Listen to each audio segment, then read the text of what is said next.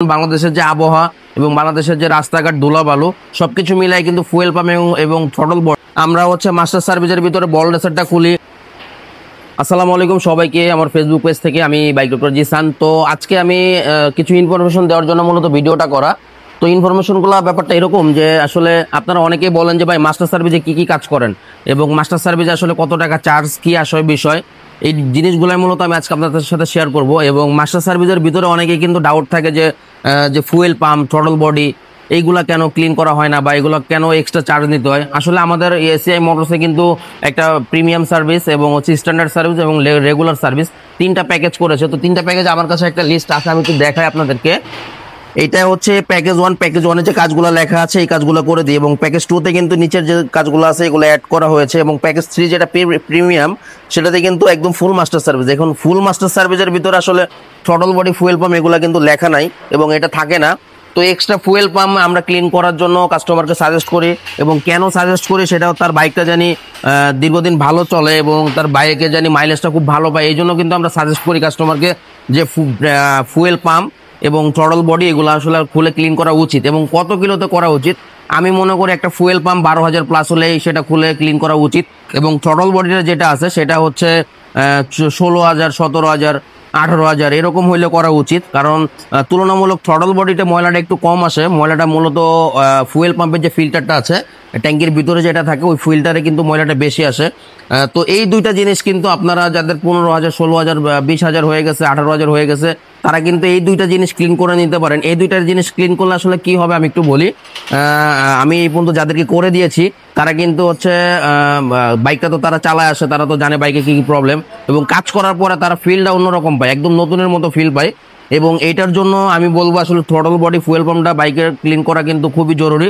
এবং বাংলাদেশের যে রোড কন্ডিশন, বাংলাদেশের যে আবহাওয়া এবং বাংলাদেশের যে রাস্তাঘাট ধুলাবালু সবকিছু মিলাই কিন্তু ফুয়েল পাম্প এবং থ্রটল বডি, পাশাপাশি ফুয়েলের কন্ডিশন কিন্তু ভালো না, আমরা সবাই জানি। এবং এই জন্য কিন্তু আমি সাজেস্ট করবো আপনাদেরকে ফুয়েল পাম্প এবং থ্রটল বডি এক্সট্রা ক্লিন করতে। অনেকে বলে ভাই আমি সার্ভিস করবো না, জাস্ট দুইটা জিনিস ক্লিন করবো।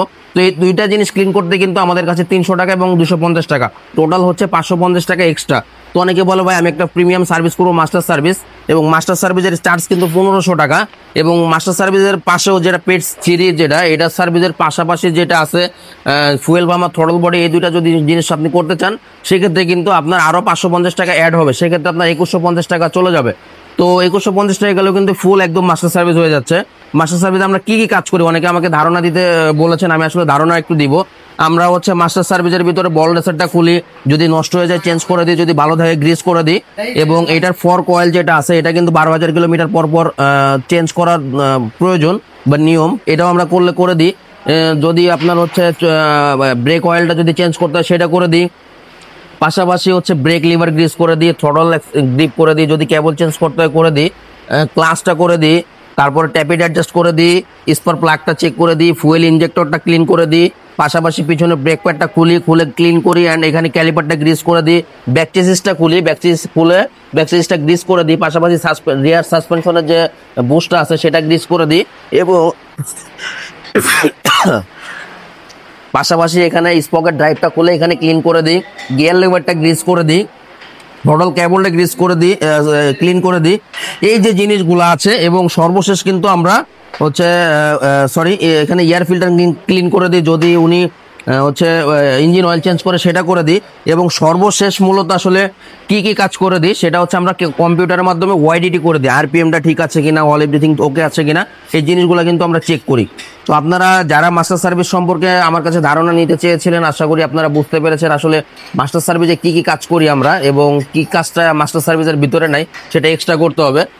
তো এর পরেও যদি আপনাদের কিছু জানার থাকে অবশ্যই কিন্তু আমাকে কমেন্ট বক্সে জানাইতে পারেন, আমি আপনাদেরকে জানাই দিব। বাকি যদি কোনো প্রশ্ন থাকে আপনাদের, আমি কিন্তু আপনাদের রিপ্লাই দিব, সমস্যা নেই। তো সবাই ভালো থাকবেন, সুস্থ থাকবেন এবং আমাদের জন্য দোয়া করবেন। আসসালামু আলাইকুম।